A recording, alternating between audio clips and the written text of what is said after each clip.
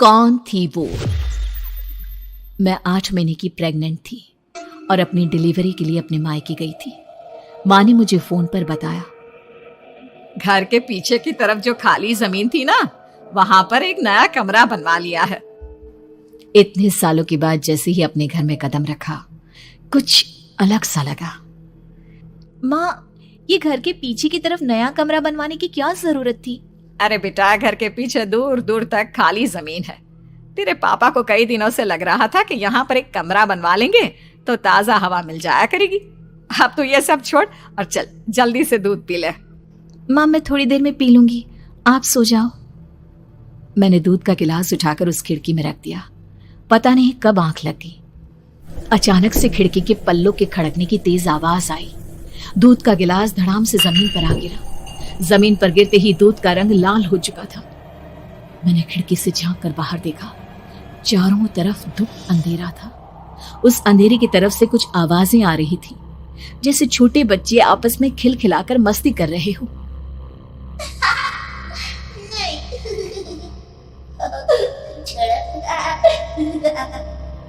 इतनी रात को इतने घनघोर अंधेरे में बच्चों की आवाज कैसे आ रही है? घड़ी में वक्त देखा तो ठीक 12 बजे थे। देखकर मैं सन्न रह गई।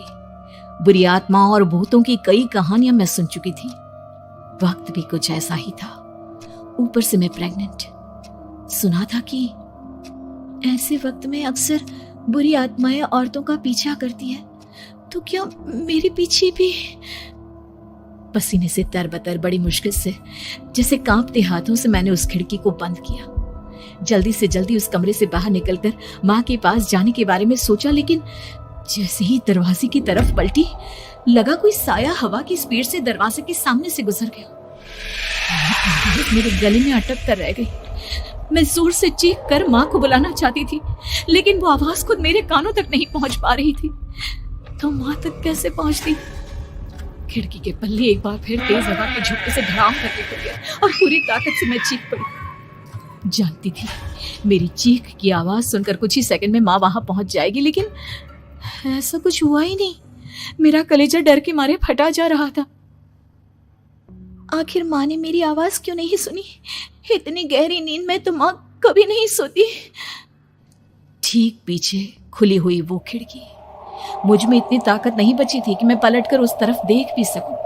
हवा का एक सनसनाता हुआ झोंका उसी वक्त मेरे कानों से आकर टकराया। लगा जैसे किसी ने दबी हुई आवाज में धीरे से मुझसे कहा, चली जाओ यहाँ से। मैंने दोनों हाथ अपने कानों पर रख लिए और एक बार फिर ताकत लगाकर जोर से चीखने की कोशिश की। माँ! पापा! मेरी आवाज उस कमरे की दीवारों से टकराकर वापस मुझे ही सुनाई दे रही थी। जितनी ताकत के साथ मैंने चीखने की कोशिश की थी, कुछ ही देर बाद उससे कहीं ज्यादा तेज और दर्दनाक चीख मुझे सुनाई देने लगी। कि आवाज ठीक मेरे पीछे खिड़की से आ रही थी। वो आवाज मेरे कानों में पिघलते हुए लोहे की तरह गिर रही थी। उन आवाजों में हैवानियत थी। वो आवाजें किसी इंसान की नहीं है, इतना मैं समझ चुकी थी। कांप रहे हाथों से मैंने अंधेरे में कुछ ढूंढने की कोशिश की। तभी अचानक मेरा हाथ बेड पर रखी टॉर्च पर पड़ा। किसी तरह ताकत लगाकर टॉर्च का बटन ऑन किया, लेकिन ये क्या?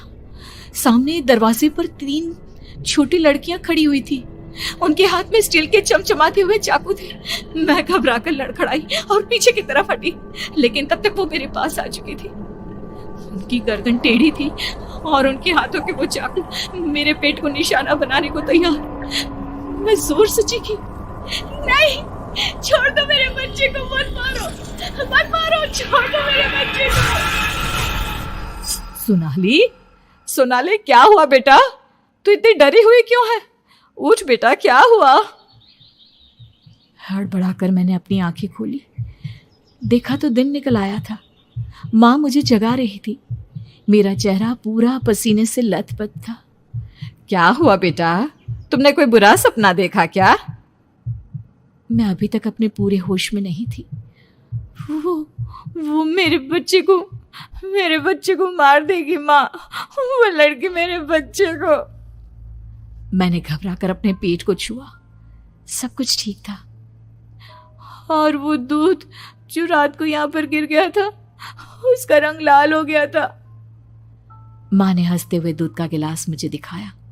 तुमने दूध पिया ही नहीं, पूरा का पूरा ऐसे ही रखा हुआ है। तुमसे कहा था ना सोनाली, सेहत के लिए लापरवाही ठीक नहीं बेटा। लेकिन मैंने तो सब कुछ अपनी खुली आंखों से देखा था। ये सपना कैसे हो सकता है?